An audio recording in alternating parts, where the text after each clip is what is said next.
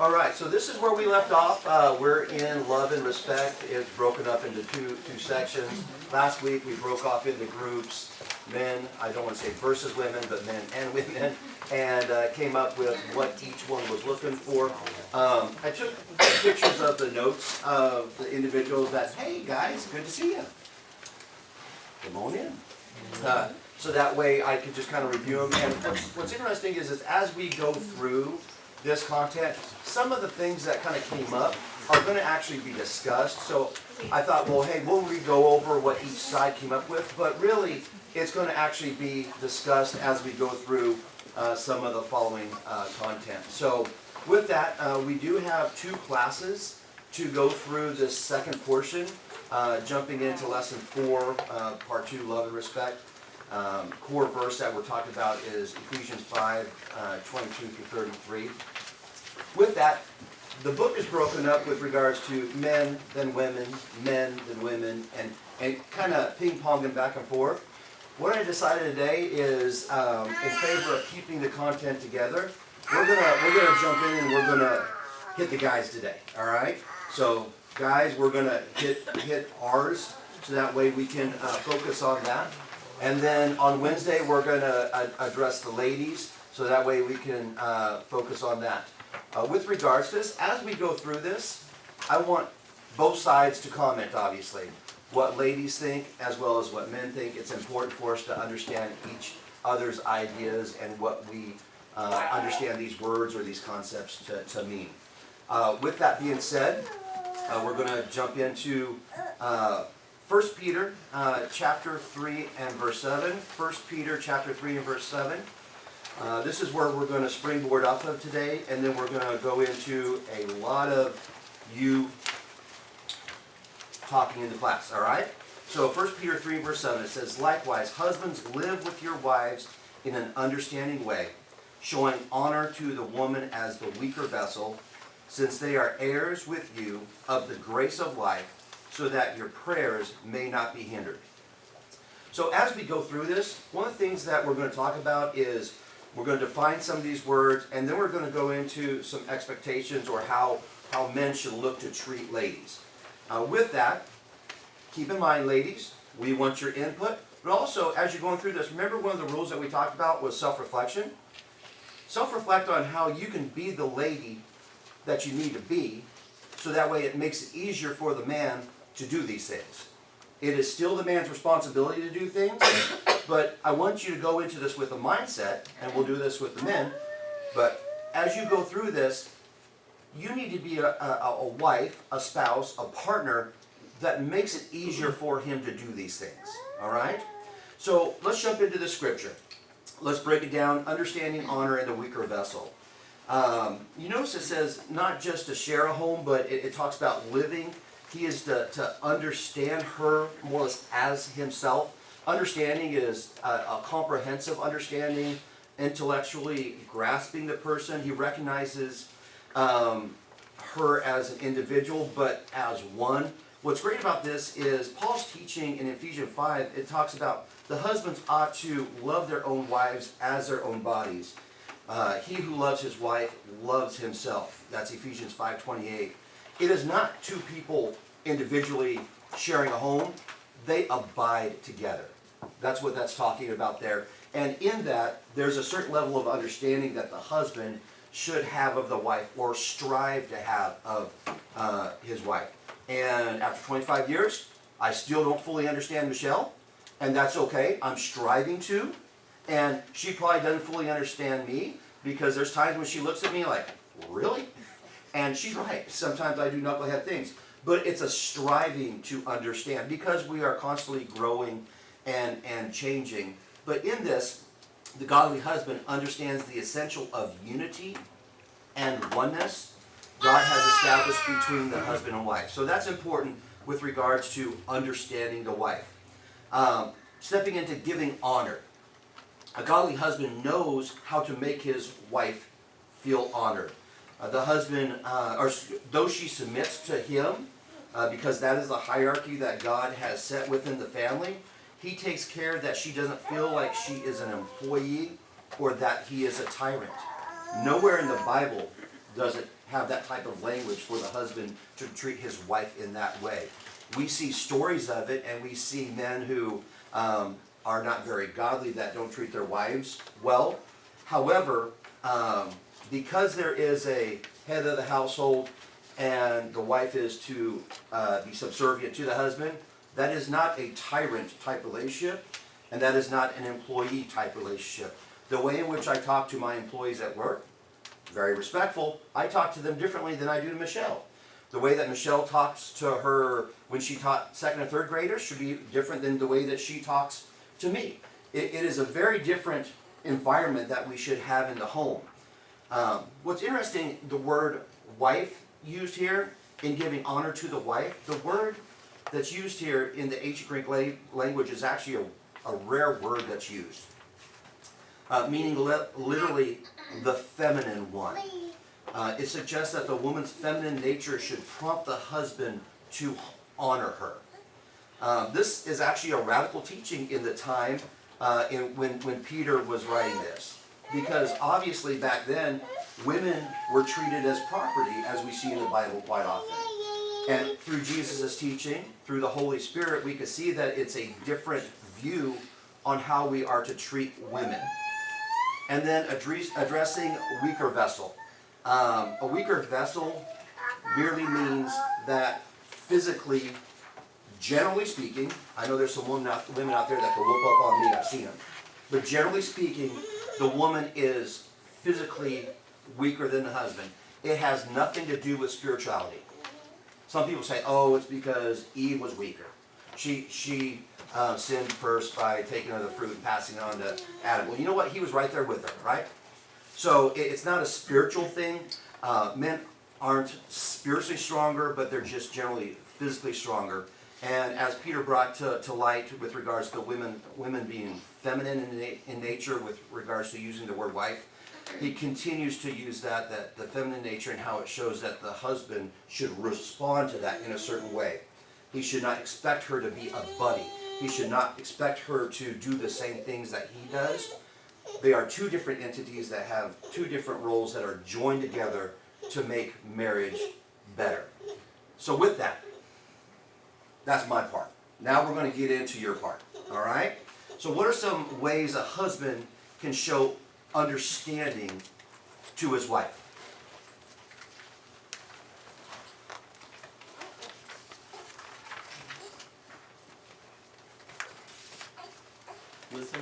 Listen, okay. Tell me more. Have a good communication within your relationship. And truly listening to your wife is Absolutely. more than just hearing her talk.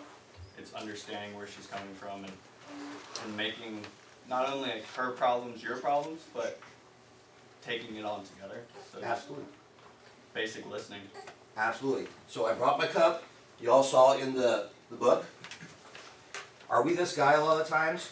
Before she's even halfway done saying what she wants to say, you've already got an answer. I'm going to fix it and move on. You should truly listen, and she might not want you to fix it. Right? Yes, they got me this. But, so that means I couldn't be that guy, right? So with that, we need to listen, actively listen. Not just hear the words that they're saying, but try to understand what they're trying to tell us. Are they just wanting us to be empathetic and be a partner that feels their pain at the moment? Or are they truly wanting us to try to help them fix something? They'll let you know. Jason, I think you alluded to it last week, but you also have to have patience. Yes. I sometimes, Lisa can attest to this, I need to just stop and listen to the full conversation. And that patience is a challenge at times. Because you like you said, I'm solving it, let's move on. Right. And it's like, no, wait, there's more to it. There's that, the women is so much more descriptive. Yes. They give so many more details. Yes. I don't need all the details. You want that hung, I'm hanging. I don't need, let's go. So she comes with a problem. Tom gets into solve problem box, right? Waffle. Sometimes we just need to stay in listen box, right? We need to shut the TV off, put the remote down, turn, and face her. The first time I started doing that, because I realized I was not listening to Michelle fully, she's like, "What are you doing?" I'm like, "I'm trying to actively listen." She's like, "I'm not used to that. What's going on?" But I'll put the remote down and I'll pause it, I'll mute it, or whatever, and I'll just sit and listen. I need to shut everything else out and be patient. Yes, I want to find out what happens with Doctor Strange, but that can wait. You know, I need to focus on her and show her that I love her and that I'm being patient and striving to understand. And also, if she does things that frustrates me, do I need to be patient with that? Absolutely. Anybody else? Yes, sir? So if there's a situation that she's telling you about, like, if you have a similar situation, like, say, if a coworker at her work is frustrating, I'm sure that there are instances where you've had to deal with coworkers who are frustrating too, and you can take that experience and apply it to understand better. You can apply it to yourself to better understand, but be careful trying to apply your situation to her situation. I've learned this. Because what happens is if she has a situation and then you start talking about your situation, you've taken the focus off of her problems, and she might just want you to listen. However, internally, it's good for you to assess on that and strive to better understand what she's going through. Yeah, that's what I was talking about, Awesome. internally and empathizing. Absolutely. Spot on. I agree 100%. Wonderful. Okay. Moving forward. We are to show love by being peacemakers. There were several scriptures for this. I hope you all read them, but the one that I pulled out in Proverbs 15 and verse 1, it says, "A soft answer turns away wrath, but a harsh word stirs up anger." Sometimes, guys, we struggle with this. And sometimes ladies struggle with this. Remember, these are generalities. These are all things that both can apply to their lives. However, sometimes we're solve, get her done. Sometimes guys are a little bit more ready to get into conflict, to get things done. We need to be peacemakers with our wives. So in the packet that you had on your seats is a detailed list of about 17 different ideas. Just wanted to share that with you. However, some of these might mesh with what you have written down yourself. Some of them might be totally different. Very interested in what you think about this. What are some ways a husband can show peacemaking to his wife?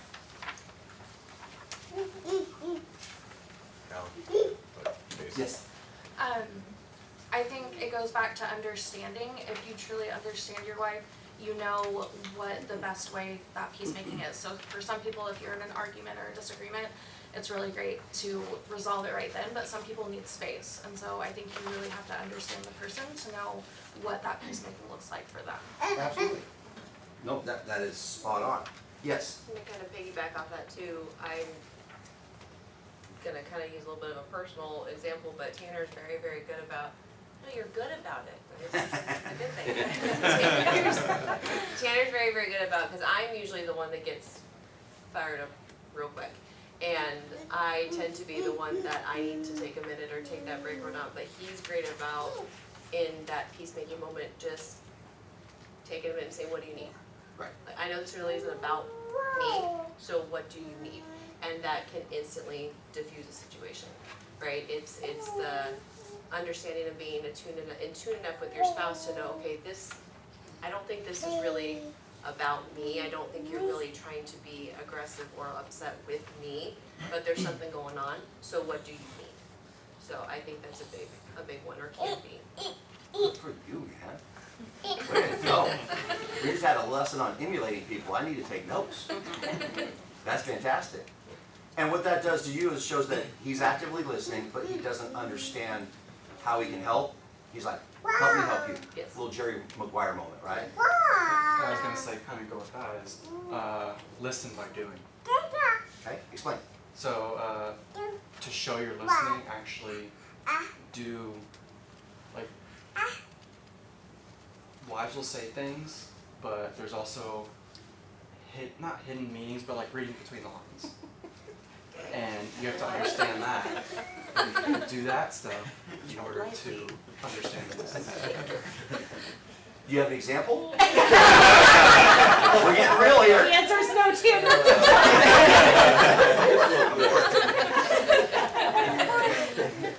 But that does come down to the understanding, because if you know your spouse as you know yourself, you're gonna be able to understand that maybe whenever they're saying X, they mean Y or what have you, and that's important.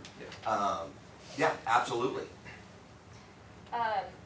Focusing on like that peacemaking part, and I think we talked about something similar in the last class or such, discussing things to the point of actually coming up with a solution, because if you're left like, okay, here's the issue, and then just walk away from it, at least personally, it's very unresolved. I'm like, now I'm gonna think about this for the next 3 weeks or however long it takes until that solution is actually come to. When I come to Austin with a problem, and this is also kind of on me because I might have been thinking about it for a couple days, so I already have it in my mind, like I wanna have this conversation, so it could blindside him. But it's like, the idea is I'm bringing this to you because it's an issue that we need to solve. It's not that I'm just saying, this is what you're doing to make me mad, and I just want you to know about it. Like, if it's coming to you, it's because we need to be better in this situation, so what can I do, what can you do? So following the conversation all the way through to actually having a solution, it's really very important. Absolutely. But what's also important in that is making sure that you express that you want there to be resolve. I know that sounds dumb to say, but many times husbands will go into fix-it mode, and sometimes we're told, look, I don't want you to fix it, I want you to just listen. That happens quite often. And that's okay, and we need to listen to that. But if you do come to us and you're like, look, I'm looking for some type of resolve, can we sit down and finalize this? Or if you articulate that, that will help set men up for success. It comes down to, one of the ones on here is effective communication. It's number one, actually. Is actually being able to communicate and articulate yourself in a way in which, so that way your spouse better understands. Michelle and I have had two very stressful things going on in our house lately. I've had a grand opening, we have the Hutchison Bell coming up, and all this stuff. Michelle does a ton behind the scenes. So she has a lot of stress on her plate, I have a lot of stress on my plate. Do you want to add stress to Michelle's world? Have the washing machine not work, the dishwasher go down in the ice maker quick, and have a warranty where it takes them weeks to fix it. Who knows? Okay, she's frustrated. Me, I'm stressed because I got a lot going on in my world. We had a conversation the other day, she's like, look, I'm not upset with you, I'm just frustrated with what's all going on. I had to have a conversation with her, we both kind of said, hey look, I just have all this, I got Bible class I need to get ready for, I have elders announcements tomorrow, I have this. So our communication set an understanding with, I understand she's frustrated and she's dealing with a lot. She understands that I have some stressors from the outside coming in, and we're both under a lot of pressure right now in different ways. So that way we can be a little bit more understanding of each other whenever maybe we're a little bit more shorter tongued with each other. You know what I mean? It happens. Stress happens, right? There's outside things that are bearing in on us that weigh heavy, and the one person at home that you're dealing with, sometimes it could pour out on them. And I'm one of those guys, whenever I get stressed out, I get quiet. I get in my box, get her done. I don't like to talk about things. Michelle likes to talk about things. And we need to understand that with each other. And sometimes those worlds are like water and oil. Or water and oil? Yeah. Oil and water, said it backwards. So we need to understand that with each other so we can be patient, empathetic, and communicate better, which are all things that we've talked about. Yes. So I think the main thing from hearing everyone is just what you said. It's like, that's how you're actually showing love, is by being a peacemaker. And I read through each of these, and those are, it's amazing the different ways you can be a peacemaker. It talks on there about giving someone space, empathizing, staying calm. I mean, I think it's a wonderful list as far as, but I think we need to remember that making peace can look very different in different situations between you and your spouse. And if you're remembering over the entire thing, what is my goal here? My goal is to show love, to show respect, and keeping the peace. Not just to get along, but for solutions or for whatever it needs to be. It's like, if you remember your why, you know, then it helps keep that focus. You're like, I'm just not keeping the peace and we're not arguing. That's not it. You know, it's for, whether it's resolution or space or comfort or whatever it is that's needed. You know, I think that's why it's important to keep what your goal is. Why are you doing it? Peace is important in a marriage. Absolutely, absolutely. It's kind of twofold. I have a question with it. I think it's finding the right time to have that communication. Yes. So I guess how do some of the couples go about that? Like finding the right time to have those conversations. I'll go, and then I want some other people to jump in, so it's not just Jason's thoughts on this. Michelle was part of a marriage class a long time ago, and I remember one of the things that they talked about in that class, it was a ladies' class. And one of the things that she talked about is Michelle came home and she said, I'm sorry for the way that I had, this is a long time ago. She said, I'm sorry the way that sometimes when you come home, I just hit you with stuff. Like, I've had a day, I come in the door, and then she's had all these things stressful in her world going on because she handles 15 million more times than I do because she's spaghetti, and she handles it like a champ. But there are things that I need to get involved in or that she needs to bring my attention, and when she would bring it to my attention right as I walked in the door and hit me with it, it's stressful. And so you are 100% right that there's a time and a place for it. It might not be right as the person walks in the door, and it might not be right when the person's getting ready to lay down their head to go to bed because they're tired. But you do need to have the time. And I'm not good at making that time available. I will own that. Michelle will probably shake her head. I'm not good at that.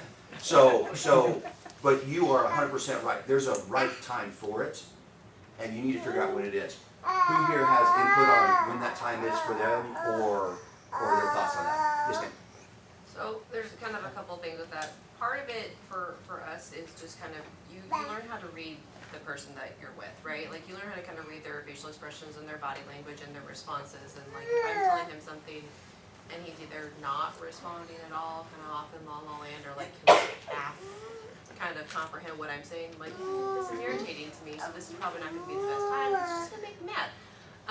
And then vice versa, you can kind of tell he's like, based on your face, probably not right now. So there's little like nonverbal cues that can kind of be there for you to kind of read. But also we had some really good advice given to us is, and we need to, it's harder to, it's great in theory, it's harder to do when you're busy, but once a week, or even if you want to do like twice a week, we were told to do check-ins with each other. So what's on your plate, how are you feeling? Usually it's right after dinner when the kids have gone to bed, so it's just us. There's no outside factors, but it's what's bothering you, how are you feeling, what are some things that might be coming up that are going to be stressful for you, and how can I support you? And just really doing a little bit kind of like a tune-in check-in with each other to kind of see, is there something we need to talk about? Are we doing okay? And some weeks it's like, I've got nothing, and some weeks it's like, okay, there's something I've been wanting to discuss. So, I mean, if he can wait that long to be able to do that, that's great. If not, then I think it kind of goes back to kind of being able to read that person and know when a good time is. Yeah, I think for me, so Taylor wakes up usually like 2 or 3 hours before me, and when I wake up, I need a full hour to fully wake up. If she tells me anything before that, I won't remember, I don't listen, I don't know anything. So like just getting that, getting that understanding and knowing that about each other helps, and it just comes with time. But, and this one sounds a little silly, but talking about things hungry is the worst. It just makes kids, like the hanger thing is real, yeah. Sometimes if you just have that little extra, it helps keep that peace even more, you know what I mean? That sounds like a silly one, but it works. Like don't do it hungry because it just makes you angrier every time. We've all been hungry before. Yeah, absolutely. It's like shopping when you're hungry. Yeah. Absolutely. Yes, ma'am. I think something that you'll notice from everybody's examples is that it was all, I had to learn Yes. that this is how we handle situations. And I know, like, Doug and I dated long distance, and then we got married, and so we didn't have a whole lot of conflicts before we got married.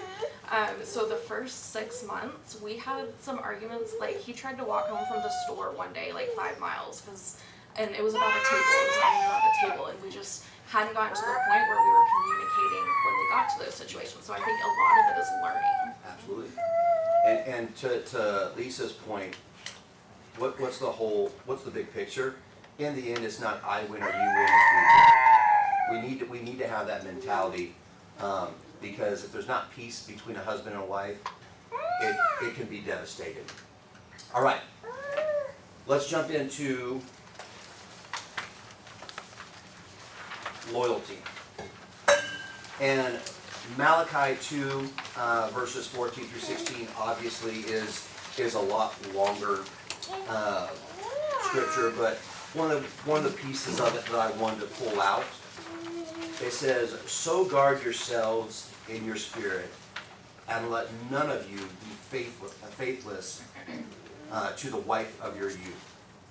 So continually throughout the Bible, you see where Israel was unfaithful to God. And we see a mirroring throughout the Bible of God, Christ as the bridegroom, the church, and Israel falling away from God and or Christ.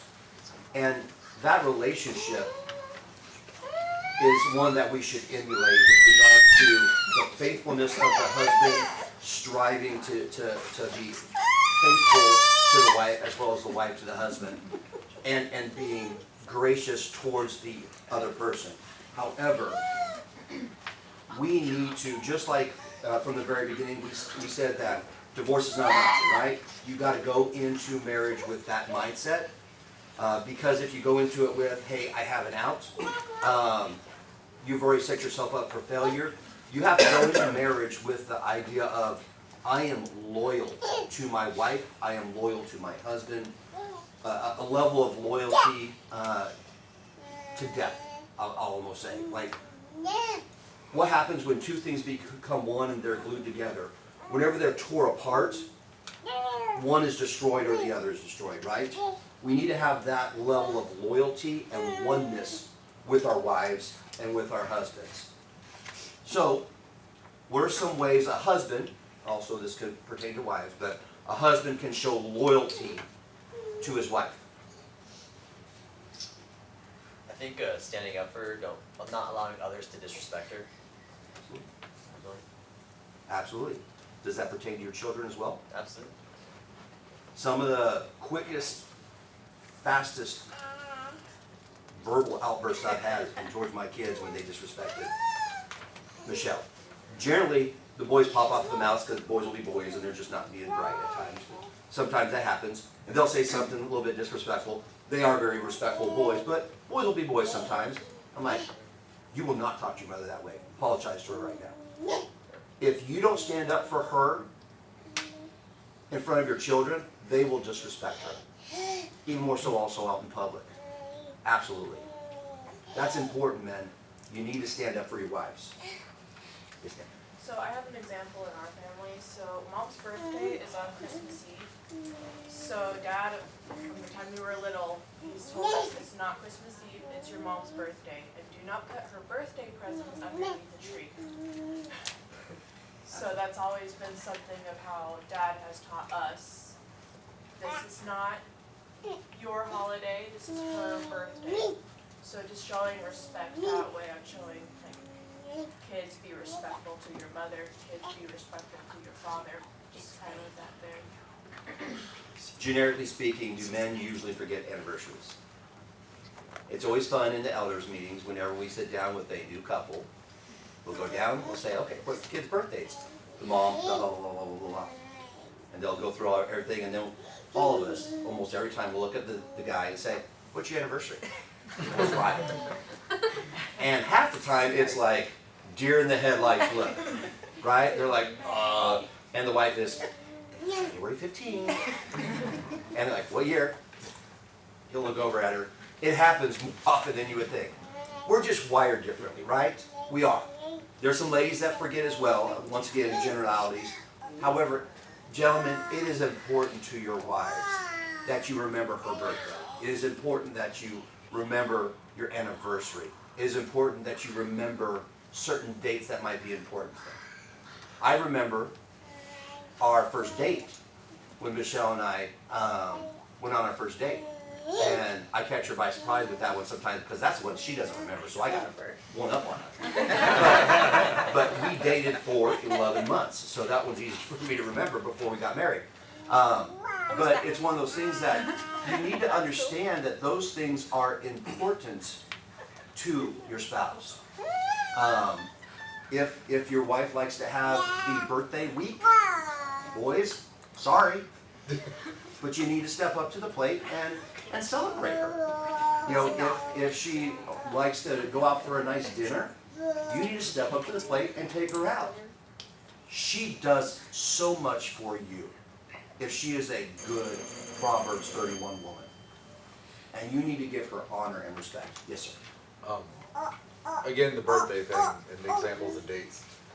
Kelsey's birthday is December 27th. So we get married in October, and here it comes to Christmas. And Christmas, I think, was on a Friday or Saturday, and then Monday was her birthday. And so we're doing all the family things, her family, her mom's family, her dad's family, this and that. And then, do we have any plans for Monday? What's Monday? She just looks at me. So never mind. Whoops. Oh, Oof. yes, babe, we're going, we're doing the things. But like, you can't, like, what's Monday? You know? Makes sense. Yep. It's important to them. But loyalty also goes in some other areas I want to make sure that we address here. It is staying pure. You need to be loyal to her. Adultery is one of the quickest things that will destroy a marriage. Pornography, immodest videos, or looking at TikTok. I'm sorry. There's so much on there that is so ungodly. I'm not saying TikTok itself is bad. There's videos on there that are good, of course. But watching females dance scantily dressed. When Michelle and I go to Suns games, I have not watched one Suns game halftime show.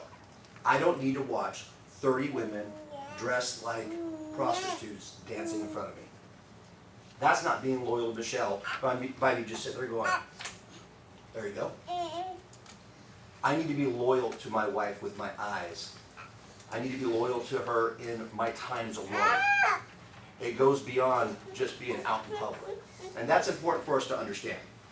Yes, ma'am. One more comment, then we need to move on. Just hitting on the times alone thing. I work in an IT department, so it's basically all men.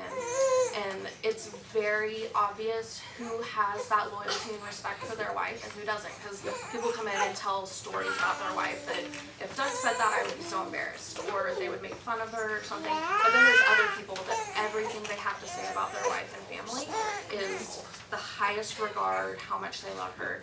And you can tell that from a person when they're not with their spouse. Absolutely. Absolutely. And here's the deal. One of the things that I look at in the business world, if your own wife can't trust you, I don't trust you. At work, if I hear someone talking about other women or anything like that, I don't trust them. Because the one person that should trust them the most can't trust them. So you need to be loyal. Lastly, let's jump into showing love by esteem. Scripture that I pulled out for that one was Proverbs 31, 28 through 29. The portion I pulled out.